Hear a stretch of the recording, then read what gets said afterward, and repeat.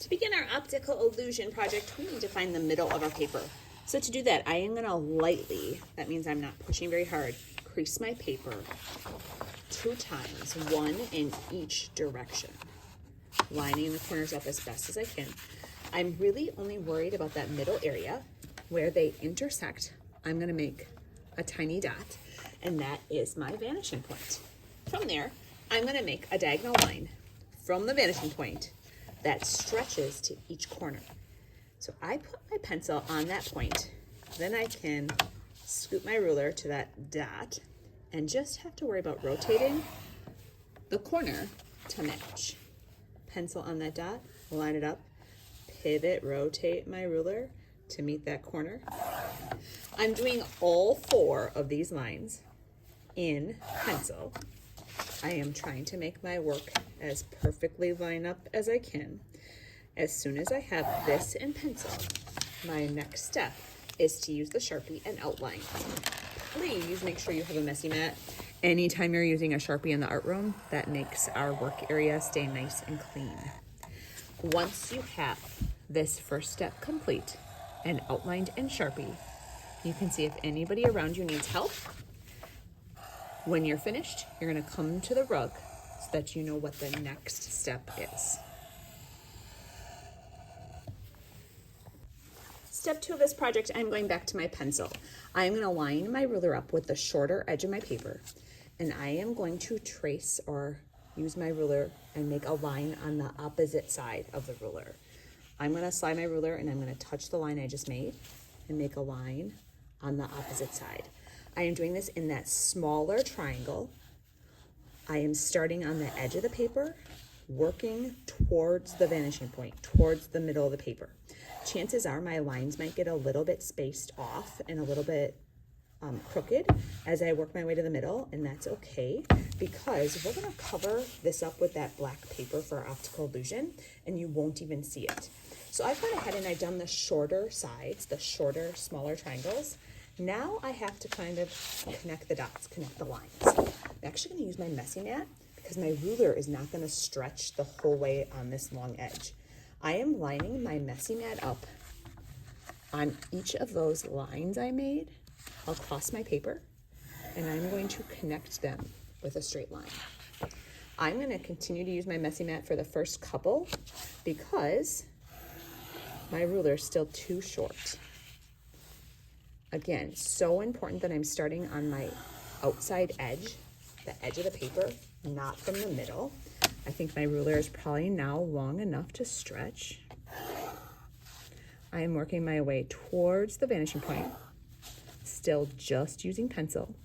When I'm finished with this first side, I'm going to complete the 4th side of my paper.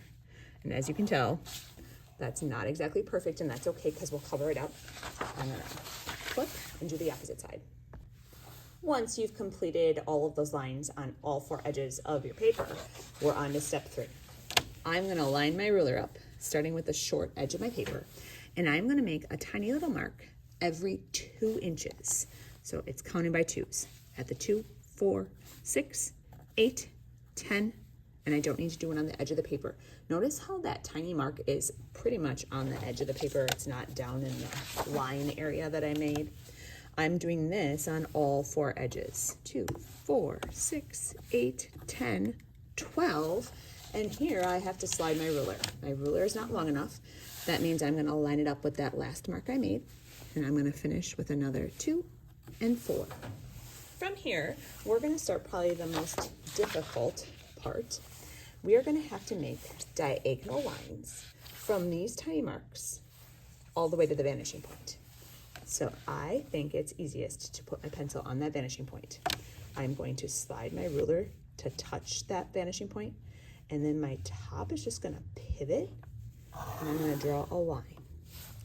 I bring my pencil back down to that vanishing point.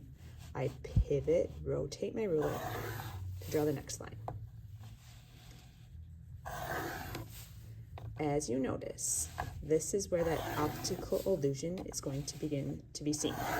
All these lines look like they're converging, vanishing, disappearing at that middle point. I'm going to continue this on all 4 sides. When I'm finished with pencil, my job is to outline with Sharpie. So when you get that far, it's so important that you use that messy net. Do your best outlining. Let that focus. You're outlining every pencil line you made. Chances are you might not be a perfect outliner. So at the end, I would use one of those big erasers from your table and erase any pencil lines you may have missed. That's going to make your artwork look nice and neat before we begin to talk about adding color. All right, the last part of our optical illusion is creating a checkerboard, but we're going to use a pattern to help us so that we don't make any mistakes with marker. If you notice, I have tiny little marks on every other space. We know that a checkerboard, if there's an empty space above or below it, then we can have a color in between. So it's not rows of color. So if you notice my pattern, I'm gonna make a dot, no dot, dot, no, dot, no.